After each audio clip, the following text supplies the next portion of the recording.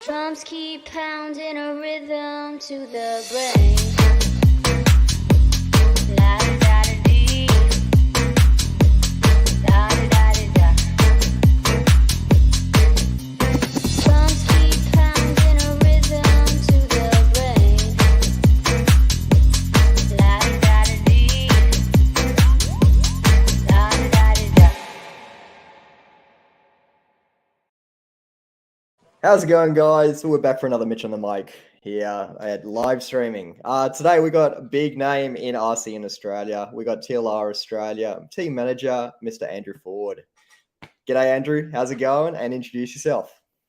Hey, mate. Yeah, it's going good. That video was pretty cool. Yeah, little new intro and stuff. We Good pumped out the other day. Yeah. We got a couple of things to talk about today. We're going to go over a couple of, the major recent event of the ABC. We're going to go through, your role within TLR and, just a couple of other sort of things, past events, world titles, the whole works and jerks. First of all, we'll probably run through just, the basics of yourself, how long you've been racing for to start off with, what have you sort of focused on recently and in the past? Explain yourself. Yeah. So I've been racing for... Jesus, since I was 13, I started racing. I'm 31 now, so about 18 years. Yeah, right. 18 years. So like a while. I started off racing nitro touring car actually at a track in the Adelaide Hills. I did like a pull start class, and that was pretty sick. I actually started off in RC flying flying model aircraft. So I did like model plane flying as a kid. So that's what my dad did and does. And then we raced pile racing planes when I was a kid. And then I found RC cars and I was like, this is way more fun. So I did a little bit of 10 scale nitro Turo. And then I got like an 8 scale nitro buggy and raced since 2006 was like the first race meet we held for nitro at our club in Adelaide. It was previously a 10 scale track. So I've been racing there since 2006 and I've been to most tracks in the country for 8 scale off-road. And that's kind of like the main class that I've raced the whole time. I've done a little bit of 10 scale off-road. I did a national title when it was here in Adelaide. And I've done a couple of I think maybe 1 or 2 state titles. I did a state title in Mildura like years and years and years ago. But 10 scale is not really my jam. Like it's fun. I don't do it anymore at all. I just race like 8 scale nitro is kind of all I really care about in toy cars. Yeah. Oh, fair enough. Nitro's a glory. Tony Watson and we got also Glenn Brugum, I believe it's pronounced. They're joining us as well. So g'day, guys. Before we get too far into it, I'd like to say a big thank you for Campbelltown Hobbies. They've actually jumped on as a sponsor for Mitch on the mic. So a massive thank you for Campbelltown Hobbies for jumping on board. We've got a lot sort of coming in the works over the next sort of 6 months, 12 months, and so on and so forth, and they're going to help us out with that as well. So a big thank you to Campbelltown Hobbies. All right, so moving on. So yeah, bit of a chat, obviously. So you have raced 10 scale in the past, enjoyed a little bit in the past, but sort of focusing on 8 scale nowadays, 8 scale nitro in particular. Yeah, sure that you said. I've raced, like I think I've raced almost like most classes that exist. I've done a little bit of 8 scale on road, like a year's worth, bit of nitro, 10 scale on road. I've raced electric off road, both 2-wheel drive and 4-wheel drive, and I've raced all the 8 scale off-road classes. But 8 scale off road buggies kind of all I do, like all I've done for a little bit. I haven't probably raced electric for 4 years, maybe. Yeah. I came up to the Nationals as a mechanic for Jaden Edmonds at Chargers, that was a sick event. But yeah, just I don't know. That's all I really want to do. I'm getting old, man. I just want to race nitro cars, and that's it. Yeah, I was waiting for you to take the short course off him and show him how to drive it because he was struggling a bit. Nah, you were fine in that, mate. You were clearly the fastest short course truck. Oh no, that was a good day. All right, so yeah, focusing on 8 scale nitro. You made that very clear that you don't sort of do too much electric. So nitro is a glory. All right, ABC event. So yeah, you came up all the way from down there to Queensland, nice and sunny Queensland. We actually had a nice couple of days, which was, Yeah, it was amazing. yeah, nice and warm compared to what's your current temperature down there at the moment? Like the days is like 14-ish, something like that. It's cold. Like it's also like our cold and your cold aren't the same. Like when it says it feels like 14 in Queensland, it doesn't feel like 14 here. So it's pretty cold at the moment. Adelaide's really nice through like autumn and summer. Winter's pretty bloody cold, but through summer it's really nice, and then spring is really nice as well. So most of the year we're pretty good, but it gets really bloody cold. Yeah. Just to put it in perspective, 18 degrees topping out today. It's currently 18 degrees now. It's pretty warm outside, and I got the fireplace cranking. So I know. It must be freezing. I got home, my wife didn't even have the heater on. And she's on the couch under a blanket like it's cold as, man. Turn it on. Oh, jeez. All right. So obviously you race nitro class up at the ABC event. Did you just race nitro buggy, or did you jump in truggy as well? Nah, I used to do a heap of truggy when I was younger. And then that kind of like 8-scale racing in Australia, it started off with like nitro buggy and two-wheel drive stadium truck. And I did that, and I still got my GT2. Like I love stadium truck, was awesome, man. And then the tracks got too gnarly, so truggy kind of became a thing. And then I raced both those classes.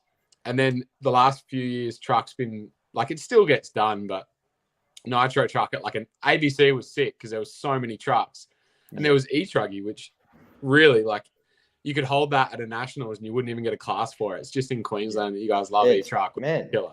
It's pumping up here, like literally pumping. Like Logan, I think literally probably a third of their entries will be e-truggy, like probably 1 to 2 heats comfortably. E-buggy, they're smashing out like 30 drivers at least of e-buggy. They struggle to get a single nitro buggy they'll struggle with, but man, they'll kill it on the e-buggy and e-truggy, which is just you're the only place in the country that gets that. Like literally the only club in the country that it's sick. Like truggy is really fun. E-truck is like, I've driven an e-truck a couple of times and they are incredibly fun to drive. So but no, I actually, it was the first event I've done where I just did one class. Normally I do e-buggy as well. But I decided that I just wanted to have a good time and just race one car, and it was a really good choice. I didn't get as much track time, but I kind of think that doesn't matter so much. Like realistically speaking, by the time qualifying's over and you've had your practice, like by the time main start, if you're not on it with one car, 2 cars probably wouldn't have helped much at all, if any. So I just did the one.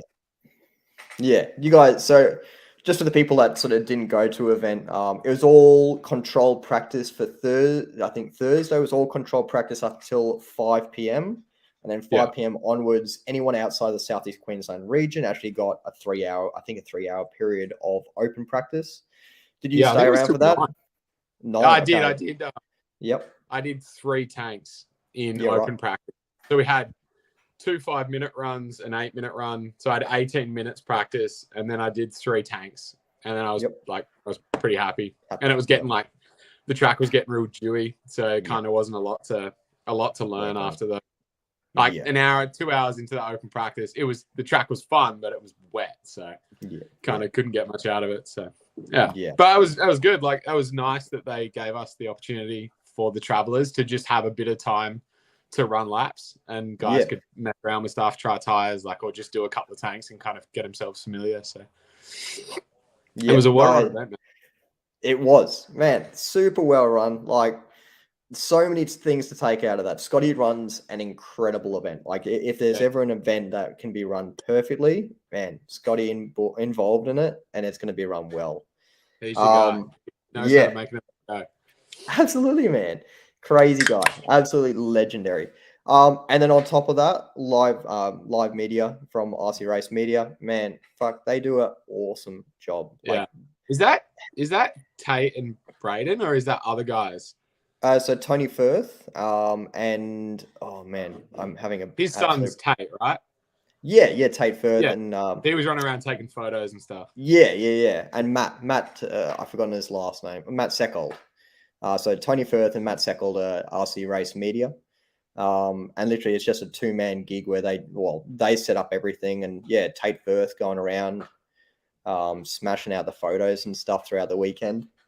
But yeah, some of those photos were great. Like, yeah, just the whole team, like everything they did was just crazy. Yeah, it was the best. It was the best 8-scale race I've attended in Australia, except not any knock, but probably the Perth Worlds was like, they're very close. The Perth Worlds was an astronomical undertaking, but just from like a coverage enjoyment factor, it was like the ABC race really difficult to beat. Yeah. It was better than any Australian nationals that have been held. Like, it was, I know there's stuff that wasn't done, like at a nationals normally would have scrutineering, which is a big undertaking for the club, and it kind of holds up proceedings a little bit. Yeah. So removing that makes things run a bit smoother. Sure. But yeah, everything else, like pit spaces, canteen, toilets, like just the atmosphere, the commentary, like Scotty, we used to have a guy called Chris Mitchell. Yep. Which I think he still does some commentary, but he used to travel for the 8-scale national rounds and do it. And Chris is great. But having a commentator back like Scotty was, that was next level. That was awesome. Yeah, no, exactly. No, I had a chat with actually Chris on the stream a couple of weeks back now. Really nice guy. He turned RC commentary into like a full-time job, man. Yeah, man, like that is taking leaps and bounds, that's for sure. He's got a voice for it. He loves it. Yep. Crazy guy. Again, a couple people joined on in again. Shane Connors jumps in saying 40. Underpush OG legend. Yeah, the old underpush. I haven't seen underpush jumpers getting around for a while. I've still got mine. But still got yours? It's tattered. Yeah, right. Faded away. Joel Power says Weapon 40. Phil Pot, g'day legends. And Joel says he's making a truggy comeback. Watching eyes. He bought 2, man, and he wants me to drive one. It's all yours, Joel. Just take it. It's fine. Man, if that car has as much power and energy as that fucking he has, then there's going to be issues. That car what is going on? Has as much power as Joel has energy. It's ridiculous. He had to take, like, we broke in like 2 engines for him, and he had to take the one out of his buggy and put it in the truck because he couldn't drive his buggy because it had too much power. And then he put it in the truck, and the thing's just off its head. Like, he could barely drive that thing with that much horsepower. It's like engined the same as Joel's attitude. It's quite good. Oh man, he was the hype man of the weekend. Like, I know Scotty absolutely loved him, especially towards the end when we were having presentation. That was probably one of the best parts of the weekend. Try living with the guy. You want to come home from work and you've had a bad day? Not anymore. Happiest human being I've ever met my whole life. Yeah, legend. Johnny Philpott saying, let's see where we're back up to. Tony Watson saying e-buggy rocks. Philpott saying, if I ran Nitro, I reckon I'd run 1 class. Yeah, so that's a good point, actually, because there is a fair bit more involved in comparison to e-buggy. Like, obviously tuning a sort of things, making sure the cars are actually going to last, not just a 5-minute quali, but an hour main, that sort of things as well. Yeah, it's weird. It's one of those things that there's a lot of barriers to get into it. And like in this day and age, especially, it's not like there's shit you just got to know. And to know it, you either have to have somebody teach you everything, which is like, it's impossible for anyone to teach you anything. You have to learn shit yourself. Otherwise, you just forget it. Like, you need to experience the very painful moments to remember certain things. But then, like, once you get it to run good, like, you know how to tune, you know how to maintain a nitro car, engine, clutch, etc., and you have like a maintenance schedule, it's the best because you can just go burn laps and the shit just works. If it's not working, something's wrong. Yeah. So it's good. But yeah, there is a lot more involved. And I've like, my dad raced with me when I was younger. Like, he would come to race meets, but he always said to me when I was like 14, and he's like, I'm not working on your cars for you. Like, if you want to do this, you can do it and I'll support you and take you places, but I'm not doing it. You're not going to be one of these kids that I do everything and you just drive the car. You can learn something. Otherwise, I won't take you. So if you have something go wrong, that's fine. I won't be mad at you. But if it goes wrong a second time, I'll be like, why didn't you learn from that? So that was my upbringing. It was like, figure it out or you can't do it anymore. So I've always done it all myself, which makes it hard running 2 or 3 classes, which I've done, is like a shitload of work because I've got like Matt, my pit guy, does a sick job, but I don't let him touch the car. Not because he couldn't, just because like my own little like ADHD brain, I got to do it all myself. So yeah, it's a lot of work. So yeah, one car is like a really manageable amount, you know. Surely Joel will be all over your car helping you out with pitting, aren't you? It's the other way around, man. Yeah. Actually, in Joel's, normally it's the other way around. In Joel's defense, this weekend, I've educated the whole group of guys enough. I didn't have to really touch anything, and nothing really went wrong for anyone, which was sick. So I got to just talk shit, race my toy car, and have actually a relaxing weekend, which was nice. Yeah, sweet. But Joel, Joel used to be hectic when he first started. We'd be flat chat. He'd be over on his bench, and there'd just be a million parts everywhere. Like, what's going on, man? We've had one practice round. What are you rebuilding the whole car for? He's like, I don't know. Something's going on. Fuck, help me. But he's come a very long. He's only been racing like 2 years, man. Like, Right. He's not been racing very long at all. Yeah, I feel like I've seen him a couple of times in that 2 years, and I feel like, you know, yeah, that couple of times has been plenty. Well, like the Nationals at Sunny Coast, that was his aside from going like country Australia, that was his first travel event. Oh, okay. Yeah, all right. That probably would have been it then. Yeah. By the end of it, everyone knew who he was. It's Yeah, the same exactly. as ABC, man. He's like, you would think he's been racing for 10 years, but he's just the loudest, happiest dude you've ever met, and you just can't forget him quickly. Yeah. No, You just always remember. No, what a legend. Yeah, Travis Condon says Joel Power for Prime Minister. I'd back that. Chris Archibald says I'm getting the bug back after watching the races, and yeah, that was one of the craziest things like about the weekend, like just a constant like live stream coming out from RC Race Media again. The follow cam as well, like, you know, usually at Australian events in the past since Lifetime came out, we might have a live stream per se, but it'd just be you know, a webcam just sitting there and you can see a couple of you can pixels hear what's around. going on. Can't see what's going on. Yeah, Dude, exactly. that was the best thing. Like after the second qualifier, something in my brain clicked where I'm like, wait a second, I can watch my heat back afterwards. So I'd watch the race back, and just if they like the first heat, they followed my car heaps. I was watching it like, you're doing that wrong, you're doing that wrong. Like the live stream, the whole like online media around it was amazing. Because you just don't get that. You don't get to watch, like, for all of Australian racing, pretty much. You just don't get, there's no way to watch back your race, you know? You can look at live RC, but there's no way to, like, watch your car. And you could actually go and watch your car immediately after you're done. And at night, we were chucking the racing on at night, back at the room, having a few beers, watching everyone explode off the track. It was sick. Yeah, no, man, I was lucky enough to have a really good A2 in my B main buggy, or I should say B2. And yeah, I had a great start, and pretty much the entire, I think, 8-minute run that we had, the focus was almost on my car the entire time, which was awesome. Celebrity, to watch so you could watch it back. Yeah, exactly. So could watch it back and watch myself get the win in B2. Thank God I actually got a win for the weekend, because far out, man, it was a long weekend, man. Like, I literally turned up, and I know the couple of guys around me know about my whole story. I turned up with a buggy that wasn't complete, that I didn't have the parts to fix, turned out without a body, and the main man, Travis, that I was hoping that would be there, like, would possibly have a spare shock or something for me, wasn't there, and I was freaking out. And so the Chargers guys actually came to my rescue, and I borrowed Marshy's car for the first day, and then I borrowed Geno's car for the next 3 days. It was just a nightmare, but it was a epic weekend, absolutely epic weekend. So just better organization for the next one, and might get me over the line.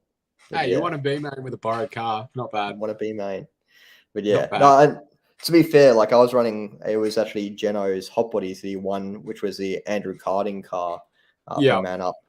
Hey man, that car was quick. Like that car was easily AMA material. Like once I sort of found the setup, or I wouldn't say even found the setup. Once I learned how to drive it, Yeah. that thing was quick.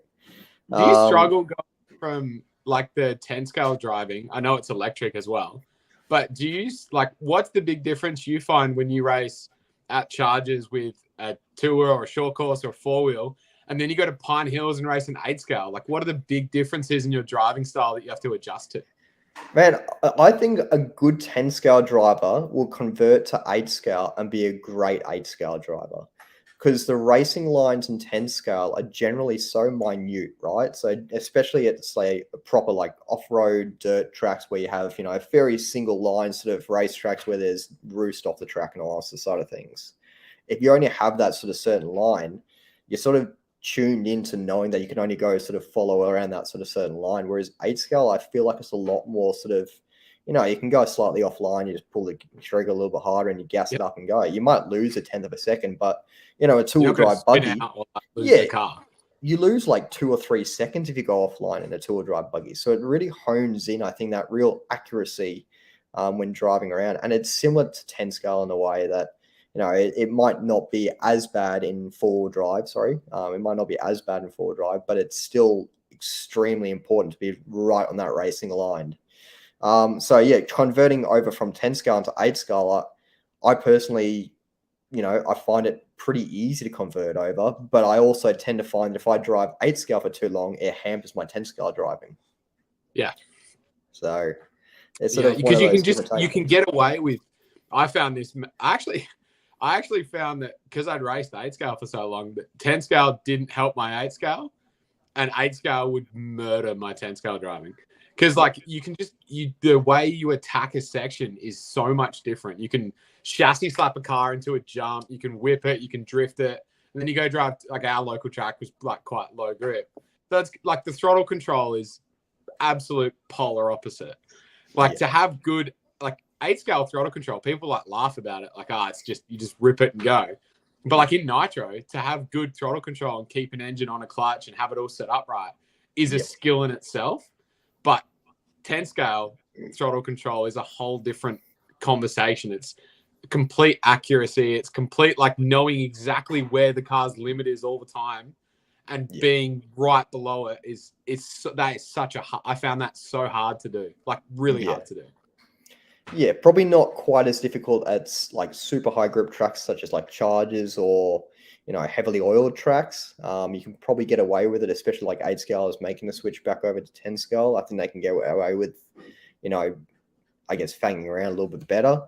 But yeah, I guess it is more of those sort of finicky tracks that, don't have any treatment, are just natural sort of dirt, sort of that low to medium grip level that I think, we've seen it a couple of times, especially up in Queensland, like a couple of years ago when the state titles were held up at Sunny Coast again. For 10 scale, like you had a couple of 8 scale drivers that made their way over to 10 scale, like pretty big names, and they tended to struggle. You'd expect them to, be right at the top, and they tended to struggle, to be honest. Yeah. So it was definitely interesting. Yeah. It's hard getting a two-wheel drive hooked, like getting a two-wheel drive hooked the fuck up so you can drive it is like it's a mission in itself.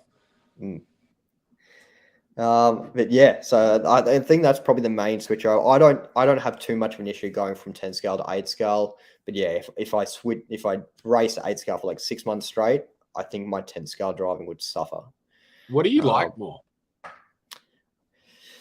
Man, I love a good two-wheel drive buggy. If you can get a two-wheel drive buggy set up into the window where it just feels fun to drive, they will be the ultimate amount of fun. Like small tracks, especially. I find a lot of people don't like smaller tracks. Like we have the Go track all of about 5 minutes up the road from me here. Yeah, I've driven that.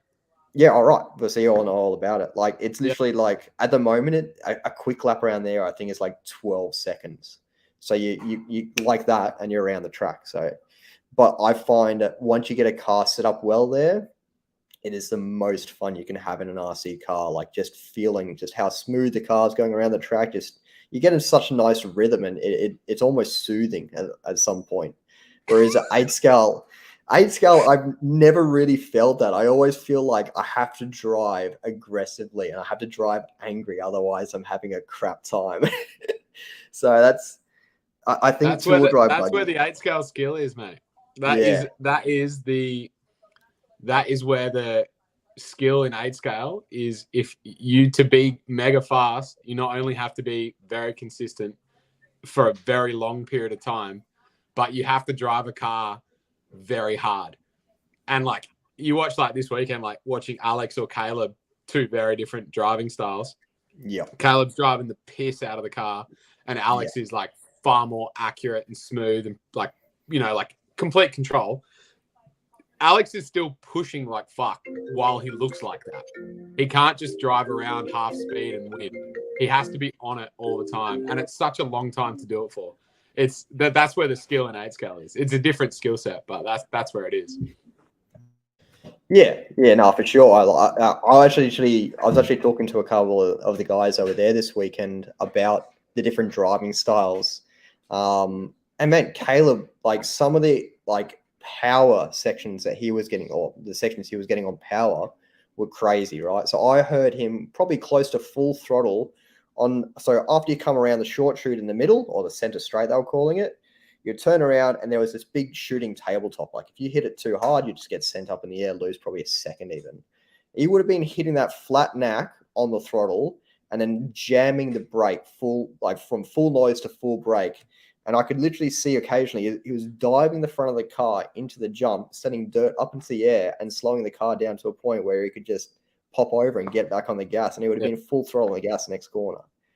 Crazy, man. Like just, and as you say, completely different lines. Alex would come in there. It almost sounded like, it seemed like he was just cruising around the track.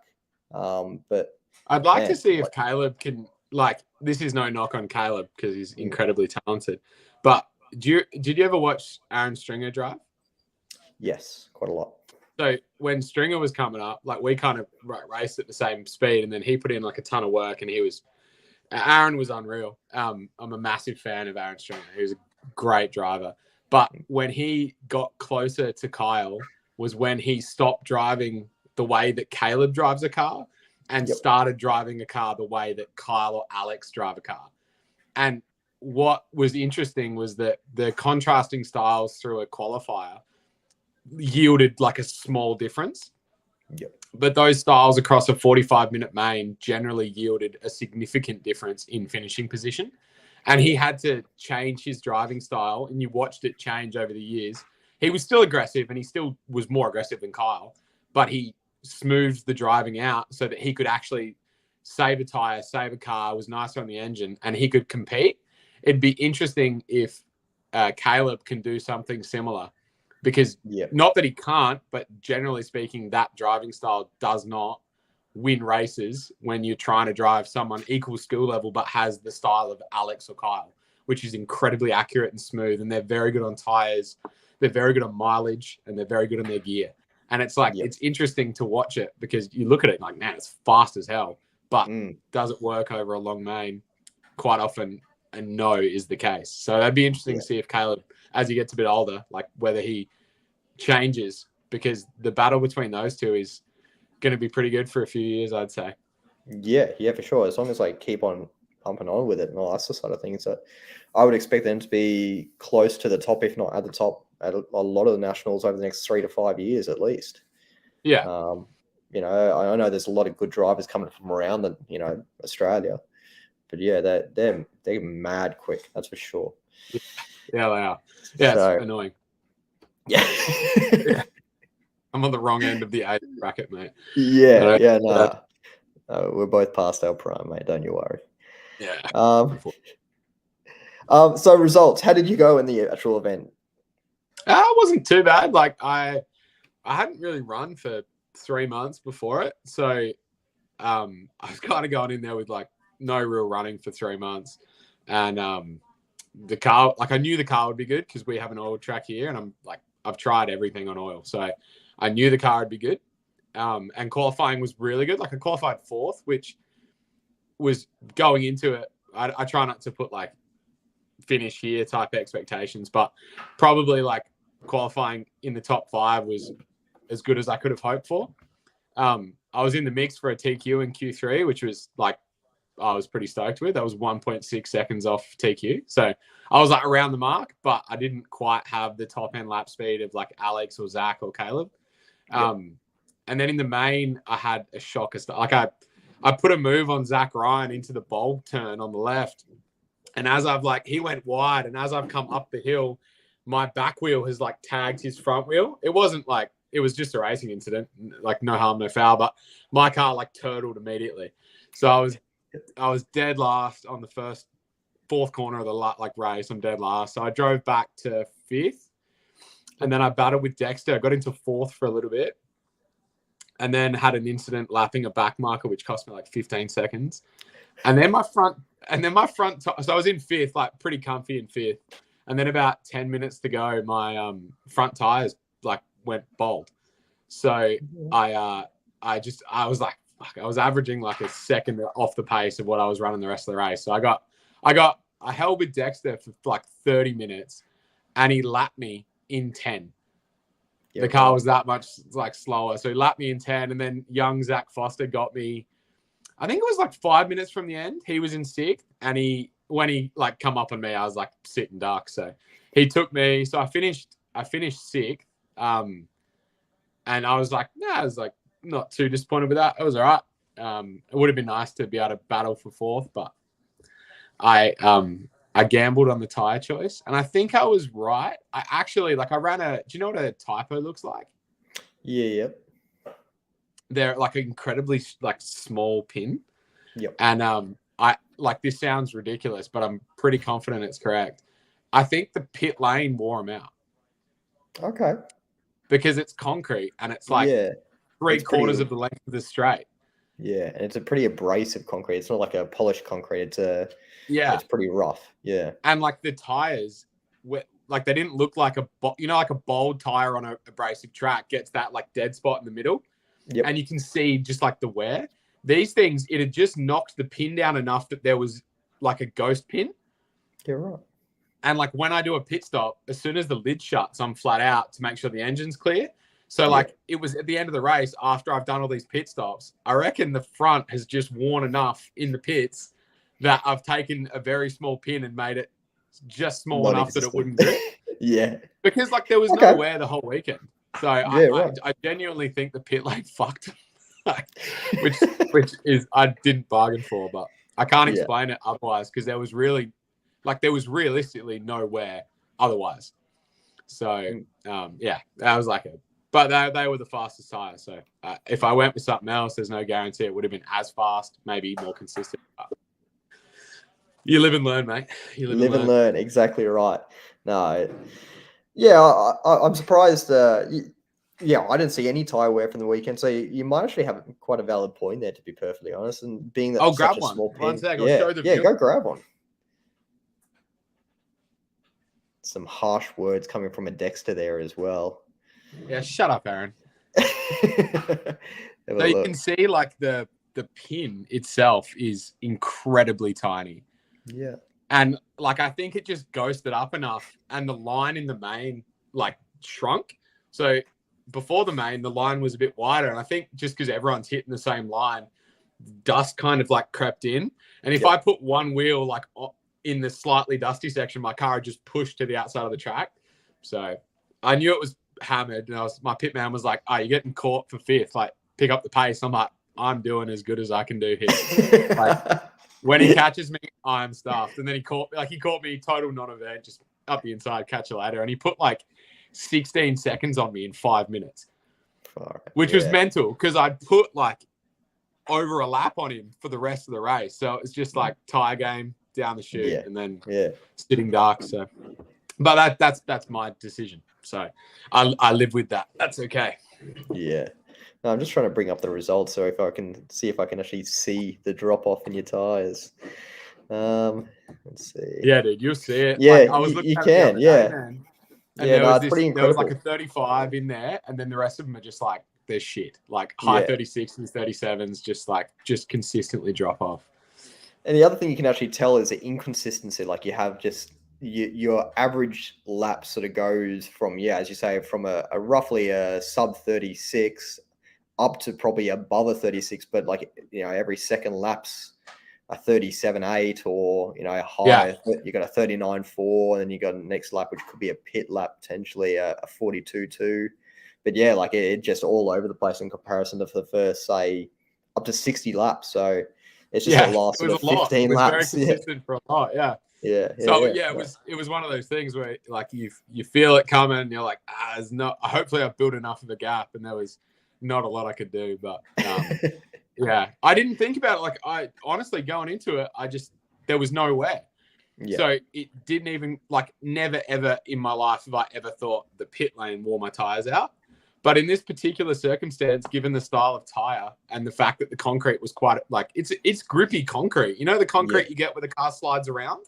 This was like abrasive concrete. And I think it's just me coming in hot, slamming the brakes on, fuel goes in, full throttle, just ripping the tires. Like, you could destroy those tires on the road in 4 minutes. Like, it would be bold. So I reckon that probably attributed to it. But Dexter would be loving it because he got off easy. Yeah. Yeah, cool. Pulling out the "you're slow old man" comment. That's incredible. Yeah. I had him in qualifying. He wasn't too chirpy at the Airbnb after qualifying. after the main, he had a bit to say. So yeah. Louisa Ty Beale, so Mr. Beale, he said, "I will polish pit lane for your 40." I've just got to make better choices, Ty. It's okay. The pit lane. I'm not hanging shit on the pit lane. It's great, but I was the whole flight home, man. I'm like, how the fuck did they wear out? Like, they hadn't worn. I had the same set for the whole weekend. They were sweet. And then I'm like, oh man, wonder if it was the pit lane. I started thinking about it. I'm like, mate, that's plausible. Makes sense. Yeah, but a bit of a drop off, but overall, like, I was pretty happy with the results. Yeah, absolutely. Yeah, it was a good event. Like, it was effectively a national title. Absolutely, man. Like, that was, I mean, e-buggy was the same. Like, massive fields, stacked fields. Like, e-buggy was hectic too, because there was like a few guys that probably like either didn't race nitro or maybe aren't as fast in nitro, but in e-buggy they're just bullshit quick. So e-buggy was hectic as well. And it was like, I was watching this A2 when it was really hot, and we like, I was sitting there with Joel and Dan, and I was like, half these guys won't finish this, mate.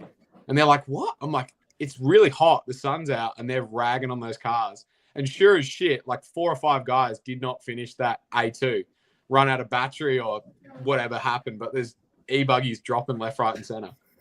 Yeah, it's hard. 10-minute mains are hard, man. Yeah, man, absolutely. That was actually quite an interesting one. It was in the heat of the day, I guess. So that was probably the biggest change between it was the first heat and the second heat, because we had the first heat on Saturday, and the second heat being on Sunday. It's sort of pretty much in the middle of the day, which would have been the height of the heat of the day. And it was pretty crazy to see so many e-buggies just drop like flies, eh? And they do that. Like Caleb, they're highly strung. Dropping early. They're highly strung, man. And the batteries, like, it's not that necessarily, like, it's one of those classes where I know in 10 scale, like, mileage is never really a concern. Like, even in mod, like, you can do a 5 minute and it's pretty consistent the whole way through, unless you're running a really light pack for some reason and whatever. But if you're running a decent size 6,000 or something, like, you're sweet. Yeah. But in 8 scale e-buggy, when you're in a 10-minute main and you're battling for position on a track like that one where you're on it, it's like, it's touch and go whether you do a full warm-up lap and then you finish with a lap's worth of battery, or it dumps right in the last lap. Like, it's touch and go. Oh, Dom. That is probably one of the funniest but worst comments I've ever seen. Really enjoying this interview, but I'm being distracted by the homeless lady wandering in and out of screen. My partner's going to message him now and give him so much shit. For anyone that doesn't know, Dom's my boss man. So he is the owner of Hybrid Landscapes, one of my sponsors, and my boss man. So I'm sure Haley is in the process of sending a heap of hate. He can give you shit, man. And if you don't like it, he just sack you. So yeah. He can put a comment up like, "Don't come Monday. We're good." Gonna pay some Work bills. Yeah. But yeah, no, no, awesome weekend. E-buggy, yeah, crazy A2, crazy A2. Seeing so many cars drop out. And yeah, the battles throughout all the e-buggy races were just mental.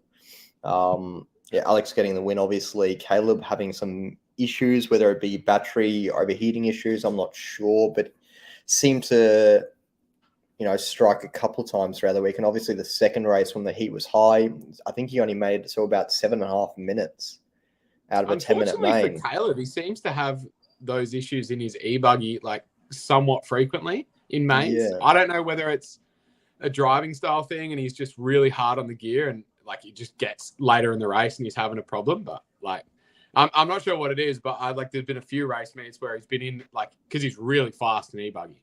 So there's been a few races where he's been like either winning or like in with a shot of winning and then it stops, like either LVCs or thermals or I don't know what the actual issue is. But yeah, I don't know whether it comes back to driving style. Like he's very aggressive and someone like Alex can make a e-buggy last 10 minutes without a problem. Yeah. And when you drive it like Caleb drives it, it's fast as fuck, but you might not make 10 minutes and finish, which is kind of, you have to do that to win. So Yeah, no, exactly. So yeah, Caleb actually not finishing the third main as well. So both Christopher Sturdy comes through for the win. I think Aaron Dexter was it coming through for second in that race, if I can remember correctly. I can't remember exactly. it was either him or Jaden. Could have been Jaden. You could be correct. Might have been. there. I reckon Jaden and Sturdy were having a battle for second, and then all of a sudden it was a battle for first. Yeah, I'll bring it up. I've got it just here. E-buggy A2, E-buggy A3. Jaden Edmonds, you are correct. So Aaron Dexter in third. Caleb ended up coming home in fourth in that one and end up. So he didn't bomb out in the third one. Well, he still finished. He still didn't finish, so he ended up on a 17 laps, 9:36. So he ended up finishing only a lap behind the leaders because he had such a big advantage. Like he had a good like 30 seconds over Sturdy and Jaden Evans. Surely you'd think that battery, 30 seconds. Like he's on his last lap. Yeah, literally. I think he made it to onto the back hill, so going up the back straight, and then he just stopped as he was going up the hill.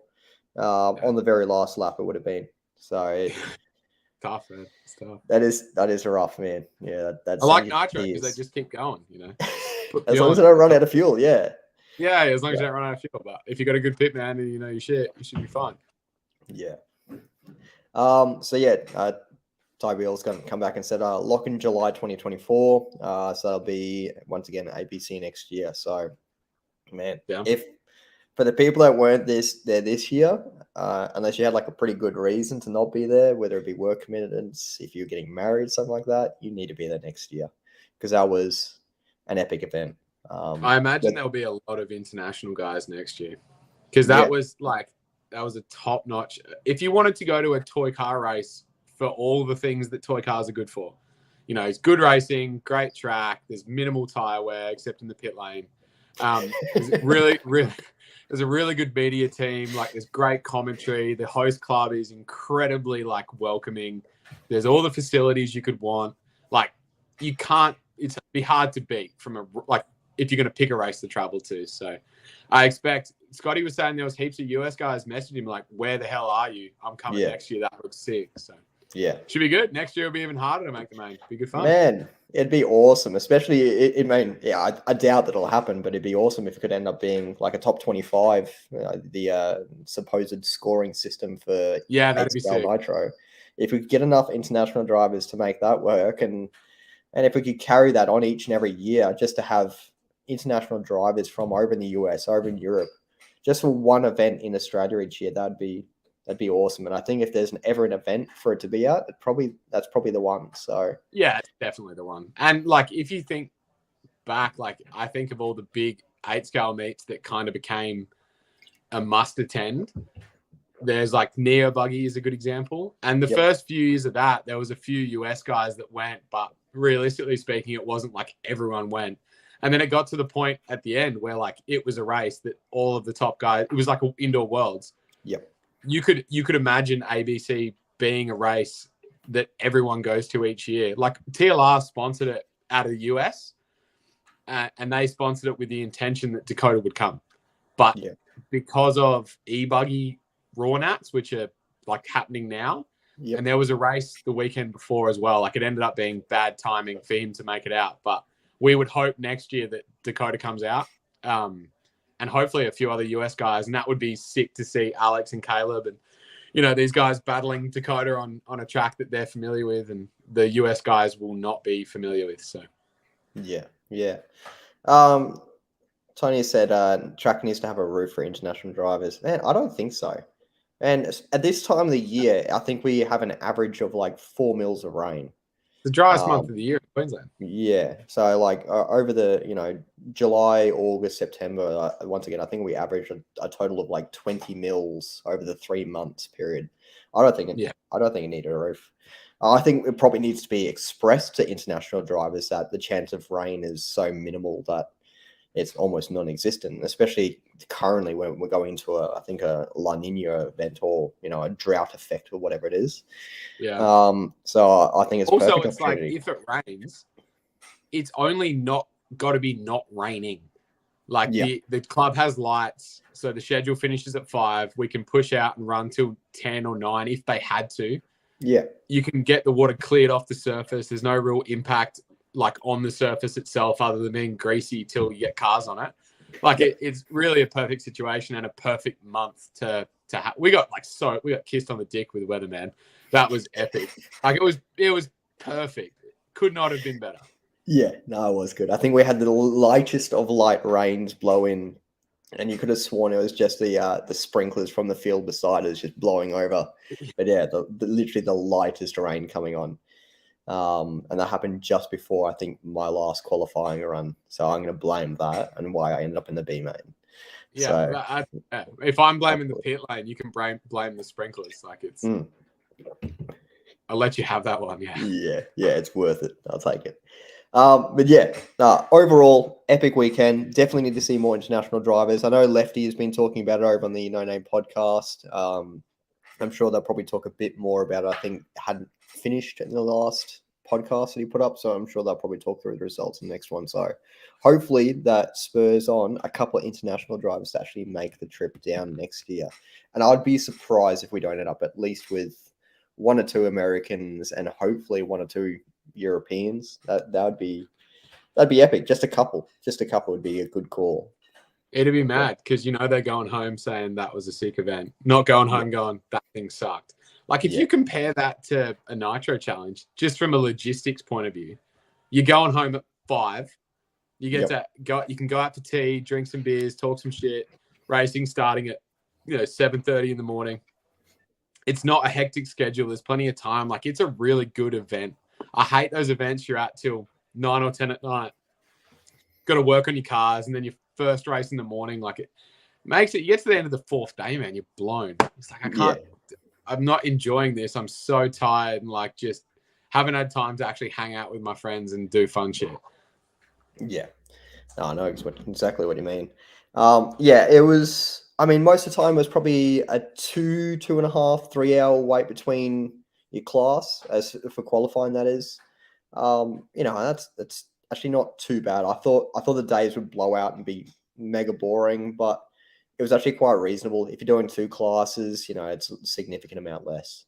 So e-buggy and nitro buggy or something like that, you'll have about an hour in between races, which is actually really comfortable if you're doing 2 classes. You don't have to rush around getting your buggy ready and all that sort of crap. It's just nice and comfortable. So I agree. It was perfect. It was a good amount of time. Yeah, I think they did put an entry cap of 200 drivers on it. I think they got pretty close, if not right on the mark of about 200 drivers. Actually, I have it right here. I can tell. I think they had like 216 or something like that. All right, let's have a look. So entries, it just has entries. It doesn't actually have drivers. So 383 entries apparently. I think there was like 116 drivers and 216 entries or something like that. Yeah. That doesn't sound right. But yeah, It was a good amount. Like it was yeah, a good amount. They're normally a 8 scale nationals is like it's rare that we're plus 200. Like normally it's like 150, 170, somewhere in there.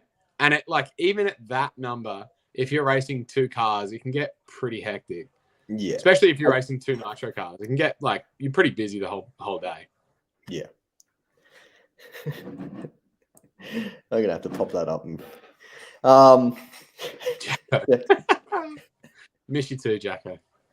There we go. 226 entries with 120 drivers. Thank you so much, Ty. So yeah, perfect amount. Like, How do you know that's not Louisa? I'm guessing. Think about it. You don't I'm know. making assumptions. Louisa did say most of the RC posts are her, and Ty likes to go away on girls' trips. So Yeah, it's right. like it's backwards from what you think. Yeah, right. Interesting. All right. Yeah, perfect amount. 40, mate. Yeah, perfect amount. I don't think, like, you know, you probably could have added a couple extra and all that sort of things, but realistically, man, like that was just absolutely prime. Yeah, gaps between races were awesome. Amount of track time I think we got was great.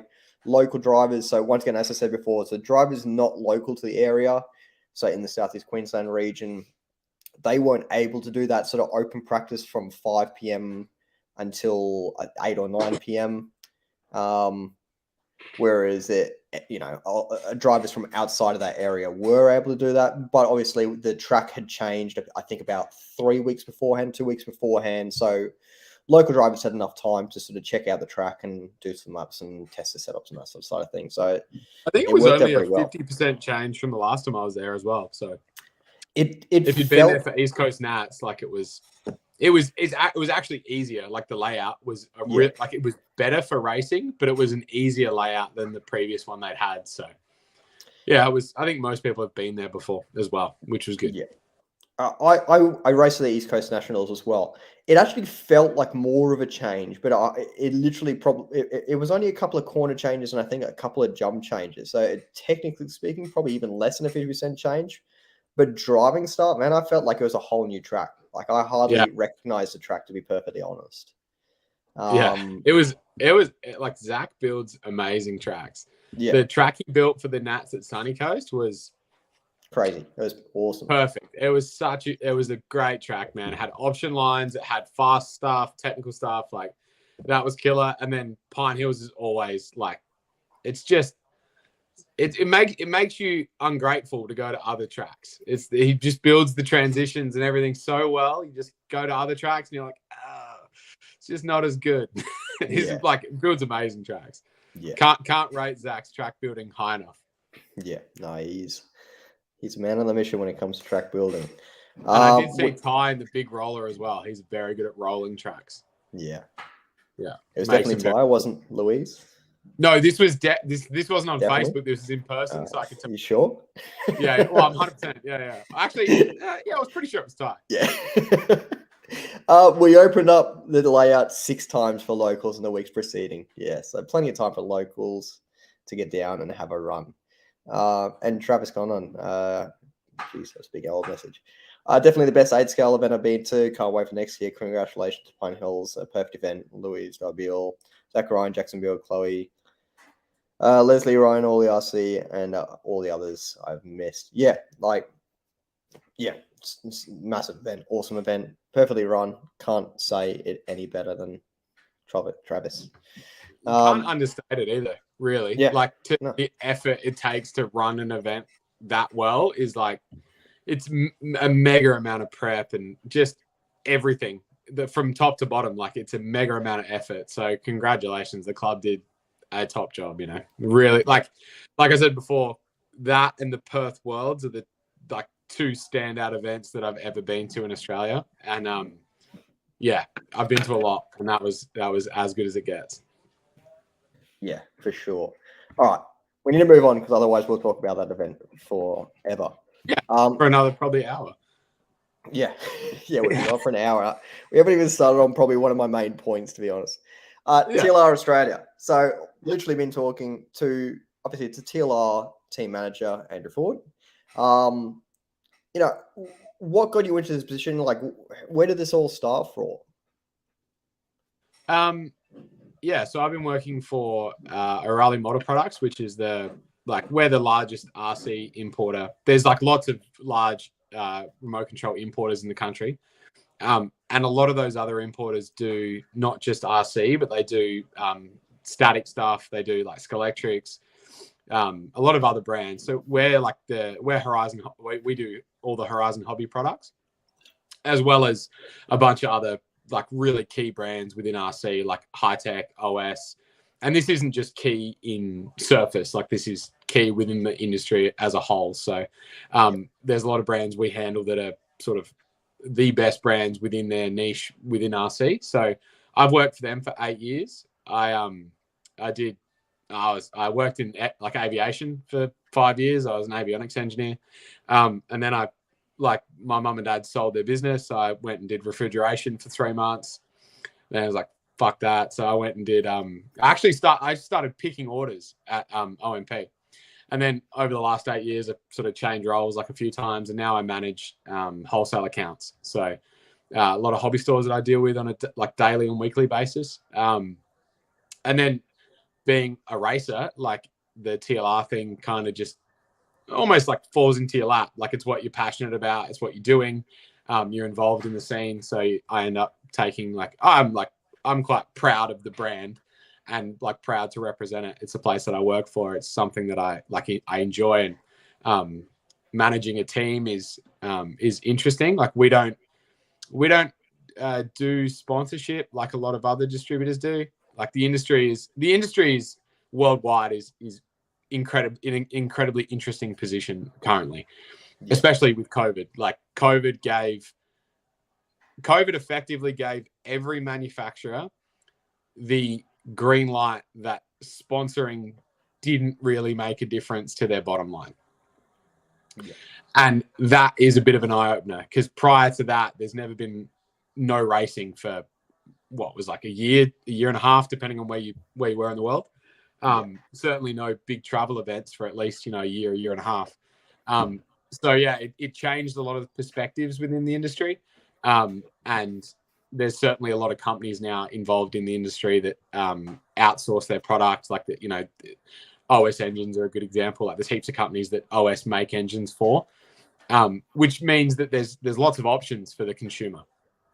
So managing a team is quite interesting. Like first and foremost for me, the important thing, which these days, like it kind of gets lost a little bit, but is that we encourage hobby stores to actually have this product in stock.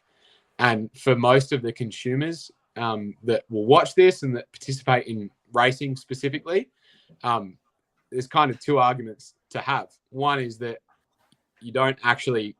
there's not a necessity for you to care, right? Like if you can go online and buy your product or get your product from somewhere, you're happy. And if the price is good, you're even happier.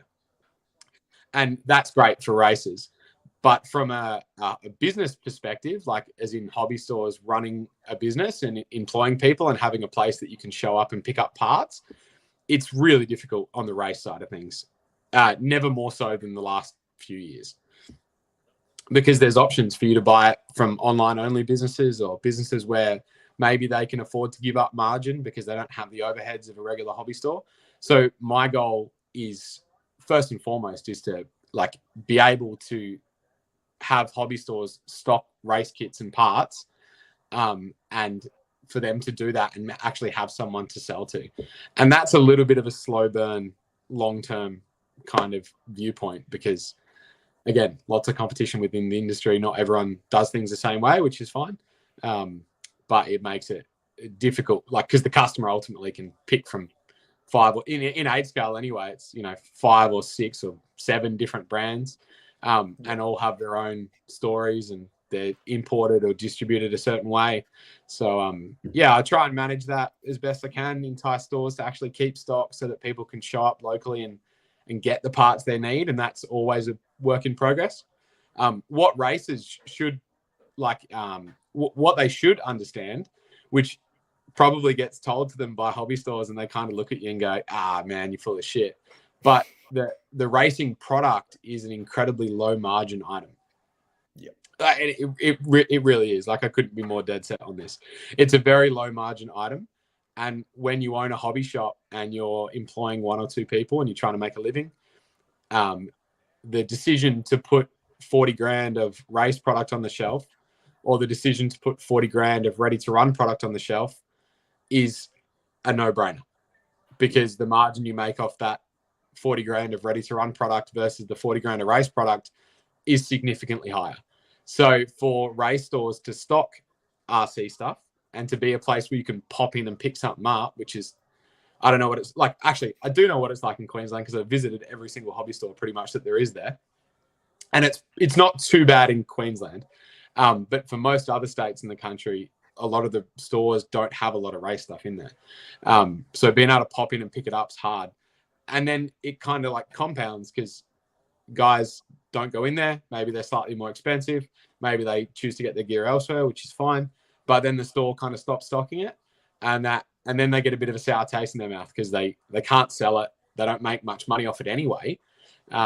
So yeah, I really want to return to somewhat more of a normal, like giving stores the ability to sell stuff. And how we do that is, this may be unpopular, but it's not sponsoring every single person that's involved in the hobby. Yeah.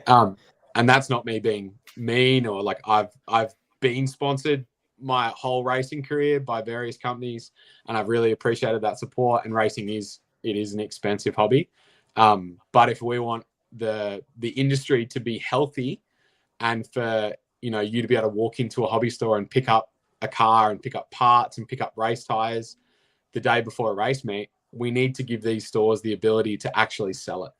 And to do that, we have to not sponsor everyone. So we certainly sponsor maybe 30 guys in Australia, and that's top to bottom. So some of those, like Aaron Dexter and his dad, we look after them for high tech and OS. Yep. So it's not every guy that we look after is TLR Spectrum, every brand we do. And that's it. That's across all scales, all classes. And we try and pick people that are really high quality humans, is kind of that's kind of my go-to line, is like, if you're a good person and you are approachable and you help people, that makes the needle move way more than you being quick, but someone that people can't approach and speak to and ask questions to. Yeah.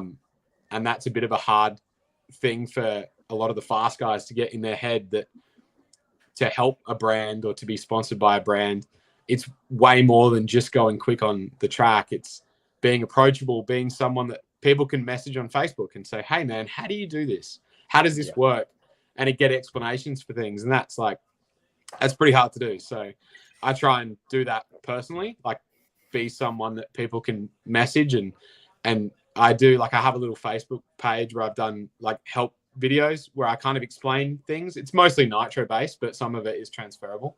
But try and be like a point of reference where people can get a straight answer and help. So if more people did that, and there is definitely some people in this country that do a great job, but if more people would put that as their first and foremost, we'd be in a really good spot, because heaps of guys at the track would be able to get the information they need, the advice they need to do well, and we wouldn't have to sponsor like every person at a club, and then a hobby shop could actually stock it, and hobby stores could start looking after people again. I don't know if I remember back when I started racing, man, and you could go into a hobby store, and if you were racing locally and you were, getting fast, a hobby store would help you. Yeah. They'd, "Oh man, I'll look after you with 5 or 10%, or hook you up with a set of tires here, or a discount on a radio or something." That doesn't happen anymore. No. That's gone. It's all straight distributor, straight to customer. So that's completely gone. And that was a really good thing, that hobby stores could sell the product and then even help people out to help them. Like that was, I'm rambling, but yeah, that's kind of it's a long conversation, but it's one that it's important to me, because I work in the industry and I see it for what it is from a business level, because I speak to these store owners and I understand why they do the things they do. But it will take a reasonable amount of change from a lot of companies to make it where these stores can actually have a wall full of race stuff, man. Engines, tires, cars, speedies, electronics, and you can walk in and actually buy something. Yeah. And it's harder these days than it's ever been. Yeah, no, 100%. A couple of things to add on to that. Like in the local area for Gold Coast, we've had at least 3 hobby shops, and I'm talking hobby shops that actually stocked racing parts closed down in the last 10 Yeah. years. You know, you probably could count that down to like 6 years or 5 years even that I can count. In saying that, one new one has opened to my knowledge in the Southeast Queensland area, but we almost lost another one as well. I think, you know, the Go Track was probably, you know, which once again, it's my local, 5 minutes up the road. We probably were on the verge of losing that one if it wasn't for a couple of small things. And I honestly think a big reason why they have kept their doors open is because of TLR, to be perfectly honest with that. They decided to make the switch from associated gear. I'm not shouting out, and once again, I'm not putting any brand or anything down, to the TLR gear, just for the reason that the associated gear wasn't really moving. They sell Traxxas gear, same as, you know, every other hobby shop and stuff in Australia. The whole works and jokes, and that is the bare basics of what they need to survive the hobby gear.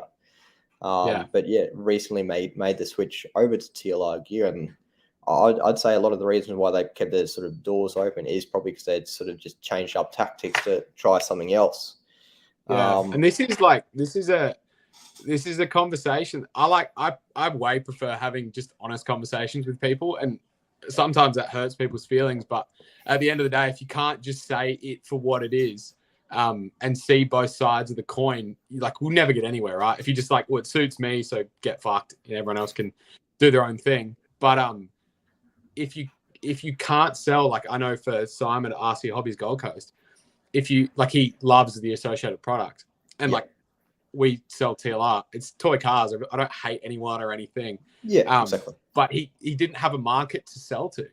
Yeah. Is kind of what it comes down to. And you can't sell something that you don't have people to buy. So it's a very difficult conversation. Campbelltown Hobbies, who sponsored this for you could ask Michael, whilst they are probably the most invested in racing out of any retail store in the country, and they stock the widest range. They have a proper shop, right? They have employees, a store, they pay rent. They're invested in many brands within the industry. It's not where their bread's buttered. Yeah. And if they were to just do race stuff and not sell the RTR stuff, then their business may not exist and certainly wouldn't be in the position it's in now. And that's a little bit of a light bulb moment. It's gone. These companies that do the race gear, that support, you go to Campbelltown, you can buy all the stuff you need. That's not how they make a living. Yeah. They don't make a living just selling race kits. They sell Armour and Axial and all the other RTR brands that exist in the market to kind of make the business turn over, and then they're passionate about racing, so they commit a lot of time to do that. But it's not how they make their living. So for Simon, you mentioned Traxxas. Us racers might go, Traxxas, ready to run. It's not that good. But at the end of the day, that's what keeps his lights on, not the race gear. And it'd be great if it was a bit more 50-50. If there was, the race gear was something he could do that he could make money off. He's running a business. That's his livelihood. And then more people can shop there. People can pick stuff up. And it's a long, difficult conversation. And it's hard to have it without hurting people's feelings, because everyone's got their own opinion. And if you are sponsored right now and you go, well, I get looked after and I don't really, I don't care what happens to that guy's business. It's short-sighted, but it doesn't affect you. So I understand. Yeah, definitely two sides to the story. But in the end, everyone says at every single event, we always go support the guys that support us and support the local hobby shops, and keep money in Australia, keep money flowing in Australia. At the same time, we also see a lot of people that turn. I think Fox's RC Hobbies. I think you mentioned. Everyone wants it now. It's and for the cheapest price possible. So Foxy's Kyle's a store that's just closed down. Exactly. So Kyle is one of our local stores that unfortunately has closed down. It's it is literally just that sort of scenario. Everyone has at their fingertips the ability to go, well, it's $55 in store. If I can go onto Google now and go, okay, well, I can actually get it from, say, JB Hi-Fi for $43, but I can also get it from Big W for $42. You can price match for everywhere, and it price matches the actual local hobby shops out of the game when it comes to, say, hobby shops that don't have their own, say, workforce and that sort of side of things, or just the big distributors and that sort of side of things as well, such as, AMA and, massive workshops over in America that can just send parts out all around the world, no worries, and somewhat undercut the local hobby shops. So we always talk about the sort of buy from the local hobby shops, make sure you actually support the local hobby shops, but at the same time, you flash $10 cheaper for a small item in someone's face, and they go, "Oh, I'll save $10, even though it's going to take 2 weeks to get here, and I could have it right in my hand right now." It's a weird situation. Well, that's where there's very much two sides of the coin there. Like what you just brought up is incredibly relevant. It's that for a hobby store to do it on a racing part that's $55 and you can get it online for $45, that $10 difference is their entire margin. That is all they are making off that part. So whilst you can get it $10 cheaper, for them to price match, they're making either nothing or very close to nothing, 5%. Like it's you can't run a business on a 5% profit margin, right?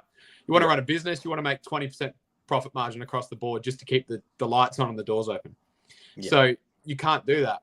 On the flip side of the coin, the guy who's at home, who doesn't, it's not that they are doing it purposefully, but if you jump on the net, like you said, and you go, well, I can get it cheaper, racing's expensive, I'm going to try and save some money here, they will go with where it's cheapest in most cases, which is, that's a natural thing. I understand that. I do that with, if I'm, buying from Rebel Sport or Foot Locker or whatever, I'll go to the cheapest place to get my new basketball shoes. Like people do that, but it's hard when it's such a niche thing. There's not 100 stores that sell it. There's 30 stores that you can go on. And actually there's 40 or 50 stores you can go buy RTR stuff in this country. Yeah. There's maybe only 5 to 7 stores you can go and buy RC race stuff from in this country, and they're getting smaller because there's just no incentive to do it. Like, you don't make any money.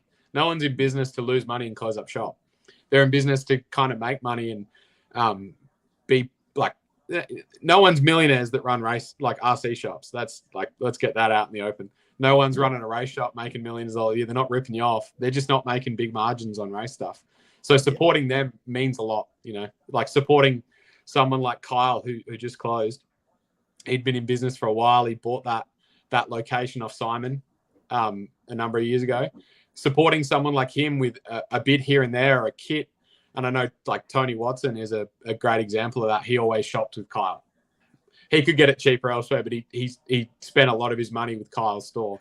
Like, Kyle's not making rockstar money off that, but he appreciates someone just coming in, understanding his situation and spending money with him. And that, for a long time, Kyle did a lot of the race gear.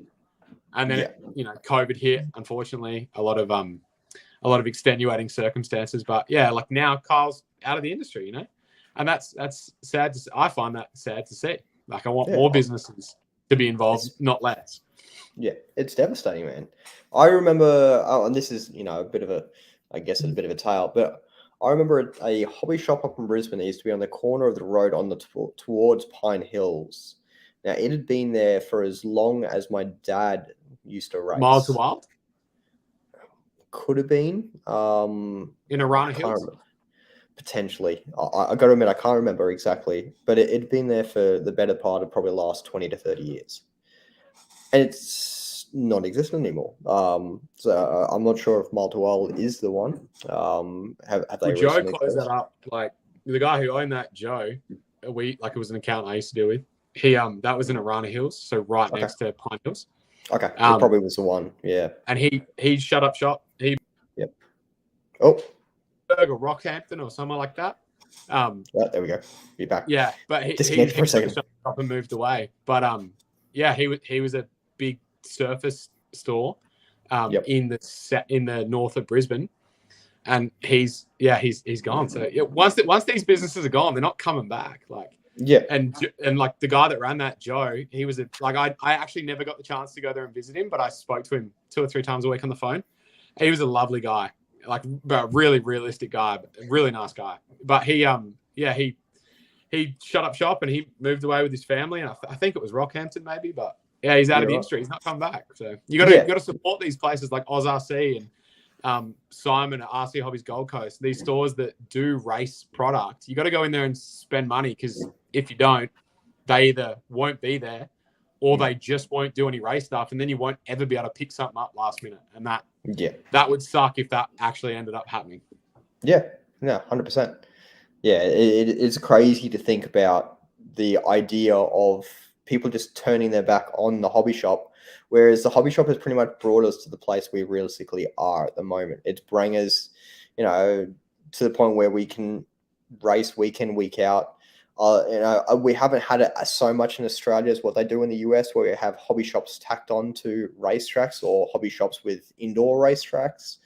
But nonetheless, a lot of local tracks get a lot of support from a certain hobby shop. And it ends up being that sort of ebb and flow, or that sort of, I guess a cycle. People go to a hobby shop to buy an RC car. And once they've bought an RC car, they'll usually go out to a park and bash it for, a day and a half, 2 days, until they get bored of running around the same little area. And they'll go, all right, well, let's take it to an RC car track or a BMX track or something along those lines. And they turn up to an RC car track and see what we're actually doing. And they want to race. They, a lot of them tend to, go, okay, well, I'd like to give this a go. And that's how we get new members. That's how we get new races. And it's sort of that sort of flow-on effect. And they'll go, okay, well, I don't want to race this tractors because no one races this, but I could race an 8-scale buggy, or I could race a 10-scale buggy. And that's what's going to keep the hobby alive. So even though that a lot of people don't see a hobby shop as being sort of useful in a way to them, or being a little bit pricier, it is definitely one of the reasons why we still are probably even running in a hobby that's so well built, I would say, at the moment, or well structured. So, and it's all good. Like, when we talk about this, one of the things that shits me the most in life is when people discuss something and they have nothing actionable out of it, right? Yeah. Like we can take a broad overview of what the situation is and maybe why it's not working and things that could help. But unless you have something actionable, how do you make a change? My suggestion would be, if you have a local hobby store that either sells race stuff or can get race stuff in for you, you're not going to buy everything there. No one buys everything in one place. None of us do. But if you have something like a new kit comes out that you want, or an engine or an ESC and motor, and you have a local hobby store, go in or call them and say, can you get this in? And order it from them. It might be one thing here or there, but the more you entertain them actually supplying you those goods, the more they're going to be encouraged to say, we've moved 10 ESCs this month. Like, maybe we should keep one on the shelf rather than just special ordering. That's the way we get back to a hobby store that's supporting us as a racing community with stuff that we want to buy. So if you've got a hobby store locally, if you're in Brisbane and you've got an Oz RC or an RC Hobbies Gold Coast, or a store that you frequent locally that maybe both of those stores do stock race stuff, but if there's another store that maybe doesn't have as much gear in there and you spend a bit of money in there, go in, talk to them, ask them if they can get something in for your next purchase. Wait a few days for it to come in, spend your money there. And I tell you what, that next conversation you have with that store is going to be like, yeah, man, of course we can get it in for you. Or, do you reckon we should stock one of these on the shelf just so we've got one ready to go? And that's how we build it back up.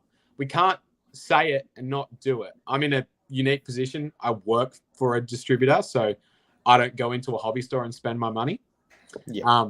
I work for a place that sells it, but all of my friends do. All of the people that I associate with that race all buy their race gear from somewhere. And all of them, credit to them, they all try and spread their money locally or within Australia at the very least, and try and support those businesses. And if more of us do that, again, not for everything, you don't have to buy every single thing. We're not saying you're a bad person if you buy parts from all these different places, but go into a store, have a chat with them, ask them if they can get something in. When they tell you the price, don't go, oh, can you do it any cheaper? Because that might be all the margin that they're making, you know? And then they might go, there's no point. These guys all want it cheaper, like Kyle alluded to before. Races are hard because we want everything for nothing. Like, and that's just the way that races tick. So yeah, there's an actionable thing that anyone could do. You know, go support those businesses that support these events, Campbelltown Hobbies that support this podcast, OzRC, RC Hobbies Gold Coast. These guys that have like Simon has a track that you can use. He's not making millions of dollars a year off that track. The fact that he has it open, I know for a fact he could close that and probably be financially better off. Yeah. He keeps it open because he loves racing. Yeah. So he's not a bad guy. He's trying to give people a place to race. If you get the chance and you want to go do some indoor practice on a sick track, go there, pay your track fee, buy something in his store, say hello, have some fun. And whenever you feel like doing that, go and do that. But he'll be there because you do that. If you don't ever do that, he might not be there one day. No, I race there quite often. Once again, 2 minutes down the road. Some of the best racing is there.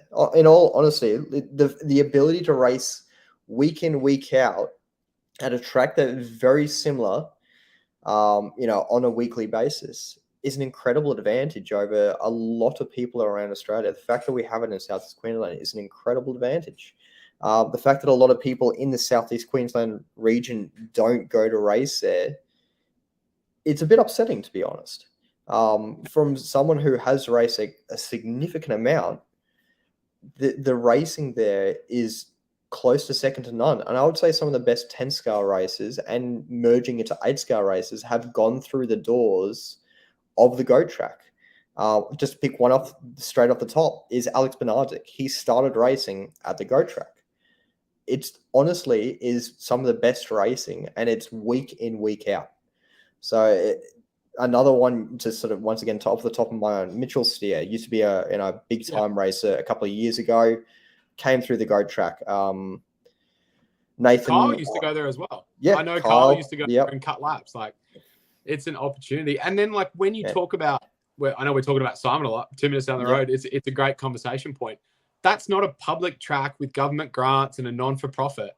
That's a business. Like, he has to keep the lights on in that facility. Like, and he does that through his shop, and now he's got a second business downstairs, and then that model car track. Yeah. It's not free to keep that up, but he does it because he's genuinely passionate about RC. So next time you think, oh man, the track fee is a little bit much, or like I can go to, another local track and not pay as much for practice, you think like they're all non-for-profit clubs, which are awesome. Like, I'm very grateful that we have those, especially you guys in Queensland, a lot of options. But he's in a different kettle of fish. That's a private track. That's a business. So support him as much as you can. If you're into 10 scale, like you said, it's a great place to race. And if you get 10 fast 10 scale guys racing any class in there, it's going to be wheel to wheel racing. Yeah. Incredibly short laps, incredibly intense. You will have a great time. You just got to get down there and do it. Yeah. No, exactly right. 100%. Can we take a pee break? Yeah, absolutely. I'll chuck on a video for us and we can have a quickie break and then we'll come back into it. All right, mate. Drums keep pounding a rhythm to the brain. La da da da dee. Da da da da da. Drums keep pounding a rhythm to the brain. La da da da dee. Da da da da da.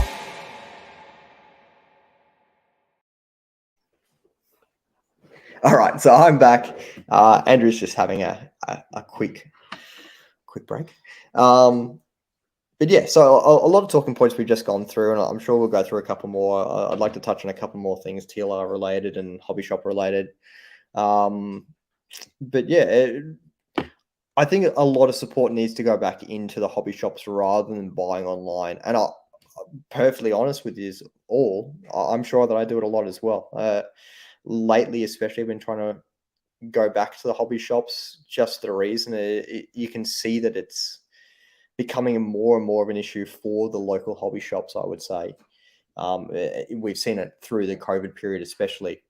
I know a lot of hobby shops did pretty well, I would say, through the COVID period, but coming on the outside of that, I would say that it's dropped right back off to potentially even worse than pre-COVID levels. So, I think a lot of support needs to go back into the hobby shops, and Andrew's making his way over now, so he'll join us back up with us. We're joining back up. Joining back in. But yeah, one of the other things I sort of wanted to go over, and it's probably not. Did you wash your hands, said Martin Warharder? Did I wash my hands? Yeah. Nah, Martin. You never wash your hands, Martin. It's not lacquer, Martin. Lacquer. Oh, that's nasty. One of the big things I think has been a big talking point over the last few weeks since its sort of inception into the RC game has been the TLR motocross bikes. How many have you got coming into Australia to being distributed to the hobby shops? How many orders roughly? Like, give me a bit of detail on how many orders and stuff you got going on at the moment. It's mental. Like, we're pre-sold on the first shipment. Yep. And then the shipment we hope to have. It's tough to forecast. Like, I can go into that, but it's difficult to forecast. We hope to have a second shipment mid-December. Is kind of the ETA we have on our website at the moment, and most of our dealers are kind of that understanding. And that should be here, which would be great timing. In the US, I can't remember an RC release for most of the races in here that aren't, like, don't get into the RTR side of things. That's where, like, RC is huge, right? Yep. You know, Traxxas Slash or the Armour vehicles, like there's a huge following for those. There was a release from Armour called the Infraction, which was a on-road car that, like, it's an 8 scale, does 120k an hour. It smokes the tires when you drive it. You can do a power skid, like, it's sick. That thing had a lot of interest, and this bike is probably the most, like, sought after RTR release, or RC release rather, that I've ever seen in my 8 years. And I can't remember anything prior to that when I was younger that was this much interest. So it's mental, man. We got a lot coming in, and we've sold a hell of a lot. So more than we've got coming in. So it'll be good. Yeah. Most hobby stores will get most of what they ordered, which is good. If you haven't got a pre-order in for that first shipment, you won't get one. I'm from speaking to most hobby stores, they've got more pre-orders than they've got bikes coming in. So if you're lucky enough to get one in that first shipment, then pretty happy guys. If not, it'll be December. I know they're sold through in the US as well, so the production on those is going day and night to kind of make them. But the interest is, like, mind-boggling. The numbers truly are shocking. The amount of bikes that are wanted, it's crazy. Like, I was talking to a few friends in the US, and there was something like 5,500 bikes were pre-ordered in the US just in the first 24 hours. Like, and that's mental. Like, it's we've had like motocross businesses contact us. Like, have you heard of MX Store before? Yeah, of course. Yep. Yeah, MX Store emailed us about getting these. Like, the interest is not just isolated to the RC industry. It's a little bit broader than that. So that's epic. It's crazy, man. It looks like a pretty cool product too. Like, I didn't pre-order one in this first shipment, so I'll miss out, unfortunately. But I'll try and get one when they're available. I feel bad if I get one, because it could be going to a business that I look after. Some little kid that wants one. Like, I don't need one. I want one, but I'll wait. Do you think it was somewhat unexpected, the amount of people that are purchasing it instantly for TLR? Do you think they should have been sort of a bit more prepared in a way, or like there's been a massive order list? No, because when you, like, this conversation comes up frequently with forecasting. When you consider quantity and you consider economic climate, like, there's no getting around. The economic climate is tough at the moment around the world, right? We're not in great times. Well, sorry, we're not in certain times. We're in very uncertain times. No one knows exactly what 6 or 12 months down the road looks like. Yeah. So when you consider that the preparation and order numbers for batches of product happen way before the product's released, all these companies have to go on is predictions and history. Yep. And when you look at something like this, which doesn't have history, you have predictions and you have other RC product that you can compare it to. You can say, oh, we expect it to go similarly to, you know, the best range of cars that we produce. But you're always going to get it wrong. You either ordered too many and you get sacked because you overcommitted to something that was a flop, or you didn't order enough and you look like you were just shortchanging everyone. Why didn't you make more? Like the simple answer is it takes time to make these. They ordered a hell of a lot of bikes and the demand is just more than they could have expected. And I think that's reasonable because like, what do you say? You should have ordered double. Well, like when a board meeting's happening, when they're like, we should order double and we have no one even knows about it. We have no idea of reception within the general public. We know it's cool, but how many are we going to sell? When you start talking 5,000, 10,000, 20,000 pieces, it's a no-win job, man. Yeah. No, some awesome points there, actually. A lot of points I think a lot of people don't really think about on the outside of it. Because people, once again, we're in a living age where we can literally go online, purchase something, and it arrives. We don't have to wait for crap anymore. It literally just turns up. So when people are getting told, it's on back order, your crap's going to arrive in the next weeks to months, I think people are a bit shocked. It's one of those sort of situations that I think TLR it's actually absolutely nailed it. The videos, I think the videos really like pushed people into going far out, man. This thing looks wicked. Seeing 3 bikes going around the track, just ripping up the track, roosting, pulling wheelies, hitting smashing on jumps. And man, my favorite was where like they hit like a massive jump and you could see like the head bobble and all that sort of stuff. That just sent it straight home for me. I thought that was wicked.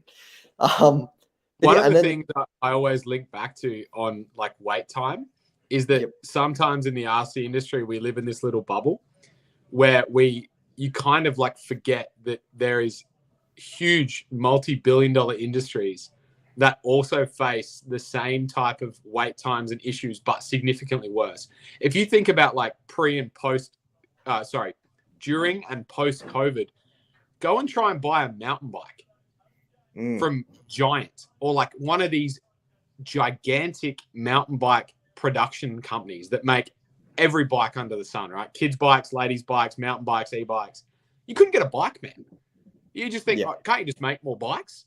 And it's like the demand is so high due to extenuating circumstances, right? Like everyone's stuck at home and needs some shit to do, that they can't keep up with it. There's delays on like niche things like engines for real cars. Every industry has suffered through some form of like inability to supply its consumer. And it's not easy to fix because at the end of the day, there is a production time frame for anything. Like you can't just click bikes out, pop them at your ass, and then here's 10,000 bikes. Like that takes time to produce. So people should focus on the product is really well done.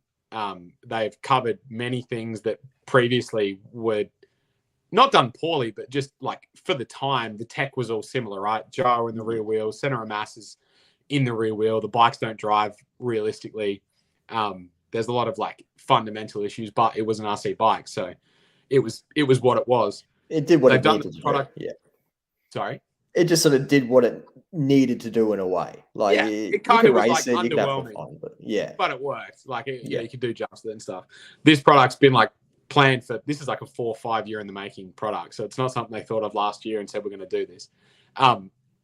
They've partnered with actual manufacturers, which is something that changes the looks of the bikes. Like there's Pro Circuit, there's Club MX, there's FXR. Like there's actual stuff on these bikes that resonate with customers that use these things in real life, and that the demand is only a positive thing for the product because it allows like when you release something like this, and the demand far outstrips your ability to supply initially, it's great for the companies, because that means that there is absolutely no way in hell they are not investing R&D time and money into making that product better, to produce more of them, to invest in like developing that. This is V1. How many V1 things have been the best? It's never. The V1 is 2 years down the line. You think, oh, that bike they released 2 years ago, it didn't do anything like the bikes now do. Like it's really cool. It's exciting for me in the industry, right? To think how far, when you get this stuff in the hands of racers and people that can actually drive an RC vehicle, and you put tech in it 2 years down the line, can we be running these things at race meets and actually having a field of racers? You know, you could probably do that now, but how good are they going to be in 2 years' time? It's pretty exciting. Yep. No, exactly. I know a lot of guys locally. I know Travis definitely put his name down for one. So I'm super keen to see when they turn up, you know, how they run at probably, I think the best place to run them, in my honest opinion, would be Logan. It's a bit of like a loamy sort of dirt, somewhat loose. I think that they also have different tires and stuff, which is also one of the cooler things. They didn't just come out with just a bike. Yeah, as you mentioned, like they got option parts such as different colored, say, not spokes, but like chain stays and that sort of side of things.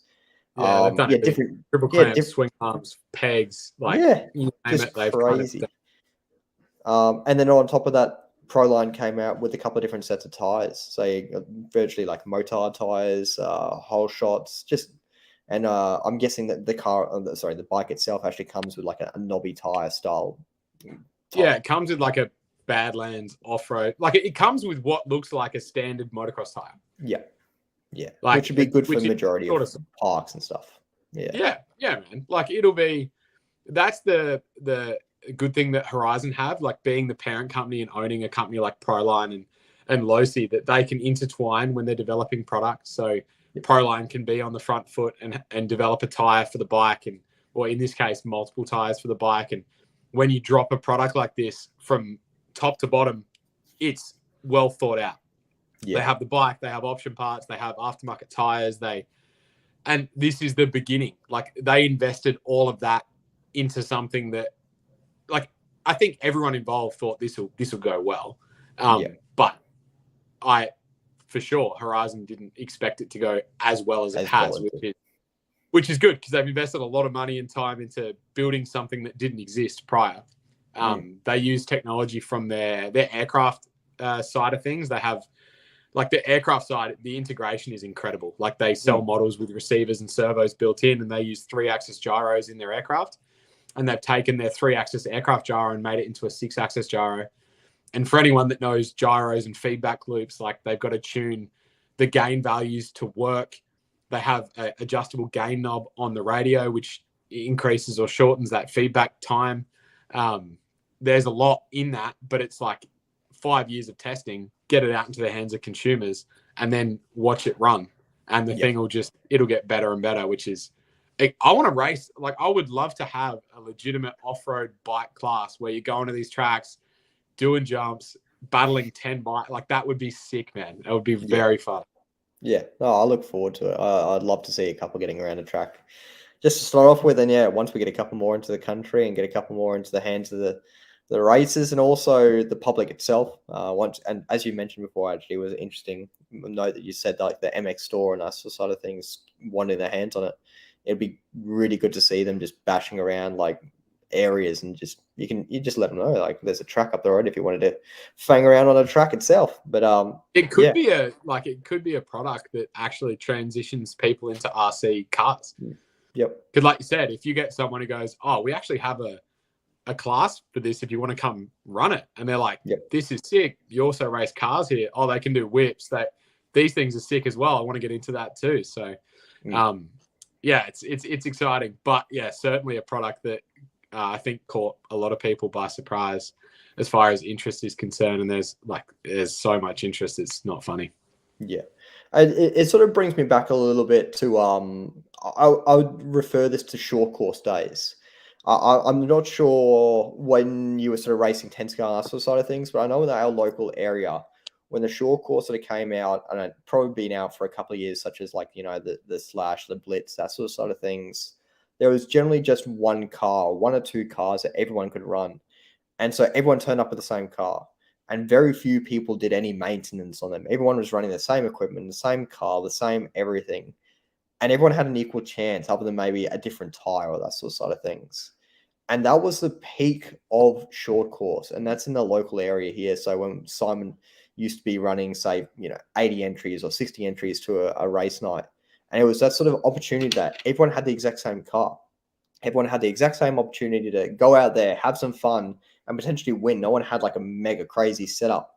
I think we have that same opportunity with these bikes that, I don't think too many people, at least for this iteration of the bike, are going to be mucking around with the setup too much. They might be trying to adjust to this and that, but I think a lot of people are just going to be taking to the track almost bare bones stock as it is, and just fanging around and having some fun. I think it's a great opportunity to see another sort of, I'd almost call it like a short course revolution in a way, but with the bikes, we could see a lot of new people coming into it. And short course is what brought me into the hobby.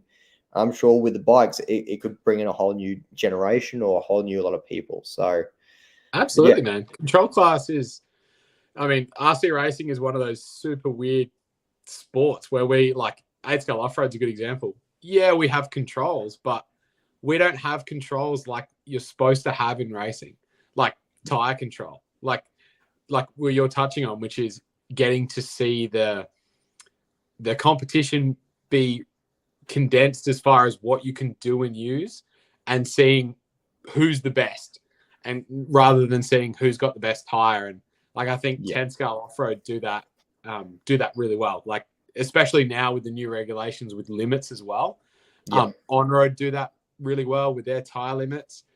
And I think again, this is an unpopular opinion, but I would like to see that in 8-scale. I'm sponsored, so my tire cost doesn't bother me, but I know that I'm the outlier, and the majority of people don't like traveling to a nationals with 5 different tread patterns and in 2 or 3 different compounds each, just to hope they have the right one for the right time. Like, it would be cool. So the bike being controlled in a sense, and kind of not being something you could mess with. Like, from an electronic standpoint, like, everything's fit for purpose in that thing. So you could play with tires. You could play with shock oil and dampener oil and stuff. But like you touched on, it's going to be guys actually bashing with virtually the same bit of equipment and going and racing. And that, to me, is exciting, because that makes it cheaper. And then you get to have, if you beat someone, you're like, no, I just beat you with the same bike. Like, we're battling with the same equipment. You don't have a faster motor or a better this or a better that. Like, it's just down to skill. So that I think that's quite cool. Yeah, for sure. Touching on actually control tires, we've almost been talking for 2 hours. We're going to have to wrap this up sooner or later. Touching on 10 scale control tires and stuff. Now, I've seen in a lot the past, a lot of people sort of tend to say the control tires / control amount of tires don't end up saving money. And man, I am so highly against that. I don't understand how people can say that it doesn't save you money. I was in a chat, and I won't say too much about it, but if you have 3 or 4 controlled pair tires from seeding through qualifying through racing, it honestly gives a person such as myself a bit more of an opportunity to compete with drivers, that have the cash to be able to go, all right, well, it's 0.2 of a second quicker to run a fresh set instead of to running a second set. Or a second run set. Man, that honestly does bring a better, a more level playing field to people that can't afford to run that brand new set every time. And I think a lot of the time that we see the people that are sort of being outspoken when it comes to, a control tire / control amount, it's the people that are sort of getting that advantage taken away from them. And I'm being pretty brutally honest in that. No, you're on it, mate. You're on it. The only people that don't like it, like, and if you're a person watching this and you don't like it, take a breath, 2 ears, 1 mouth, use them in proportion, right? Have a think. Do you not like the premise of it being more even and fair? Or do you not like the fact that you may get tires for very cheap or free, and the advantage that you did have is now taken away, and you have to buy a brand that you're not sponsored by? Because nobody in their right mind would say no to making racing cheaper and more evenly spread, so that, like you touched on, people that maybe have the cash to go brand new set every run, whole weekend, every class, and the guys that are good drivers, but they don't have the money to do that. But they could compete. And I mean, there is a bit of this in racing now, where there is guys who their differentiating factor is the fact that they're able to have fresher tires on more frequently and compete. And there's an advantage to that. Nobody's against making racing cheaper and more controlled. And like, personally, like, I don't have to pay for my tires. It's fine.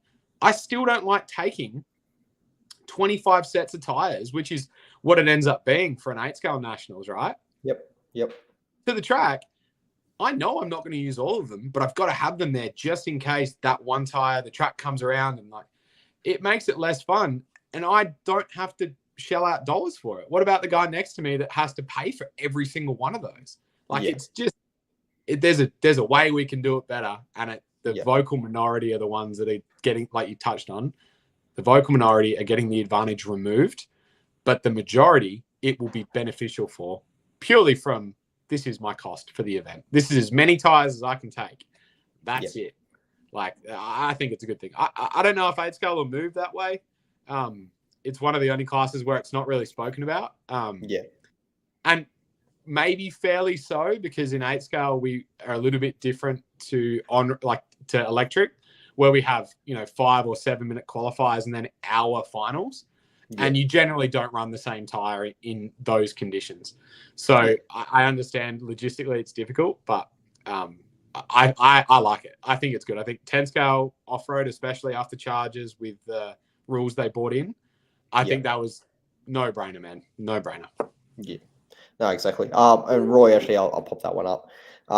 Just look at the amount of pro lines available after 10-scale nationals. Yeah, to be fair, I bought a fair few because it made reasonable sense once again. But just for the reason that people couldn't buy them. So there was people buying early on that purchased, like 20, 30 pairs with the knowledge that they're going to run a pair every single time they hit the track, with the knowledge that they can just run and burn through rubber and not worry about, if they need another set or anything like that. They can literally just burn the tires. And if you work it out, like at 10-scale Nats, when I was mechanicking for Jaden, Dave and Jaden bought, like, Dave's Jaden's dad, so they bought all their tires, right? It's like, give or take, 4-wheel drive day is like a $700 tire day. Yep. It's crazy. That's fucking ridiculous. Like, that's plain and simple. It's ridiculous, man. 4 qualifiers, 3 mains, brand new set of front and rears. Each run was the going rate for all the top guys. And, like, quite rightly so, right? Like, we were wearing a quarter of the tire out before we go up for a heat, just so they're in their prime. Couldn't run them twice, or they drop off at the end of the second run. Like, if you take that away and say, well, you get 3 or 4 sets or whatever it is for the 7 runs that day, your 3 mains and your 4 qualies, work it out. Choose to switch. Yeah, choose to what exactly, when right? you want to People run would stuff. be running strategy. Like, do I want to TQ and try and hold on? Do I want to save my tires for the mains? Like, that would be more interesting. And also, like, no one wants to go race a toy car for one day and spend $700 on tires to be competitive. That's fucking ridiculous. Yeah, like, that's not fun. That's very expensive, and it's just not tenable for most of the entrants. Yep, 100%. Unfortunately, So I'm all for it, man. I think on-road do it great, and I know there's people, like, everyone complains about certain things, the wrong tire being picked or the wrong compound or whatever. But on the whole, it's always better than taking a non-controlled tire and trying to be prepared for all of the elements that are available. Like, that's... Oh, Karina, I was lying. We sponsored them for the whole thing and it was free. They were only $3 per pair, I swear. They were $1 a tire. I don't know. Well, Karina and my wife went and got bargains at the DFO, so I think we're even better. But classic. That's your problem, not mine, mate. Yeah, explain that to her. But, like, it was crazy, And for me and Jaden and Dave, like, we they're not locals, they hadn't been there before. So not only were we trying to had to be prepared for worst case scenario, which is a new set per run. Yep. We had to figure out what to do with the tire, and you look around and you realize that we were doing a burnout with the car to edge the tire in before they start.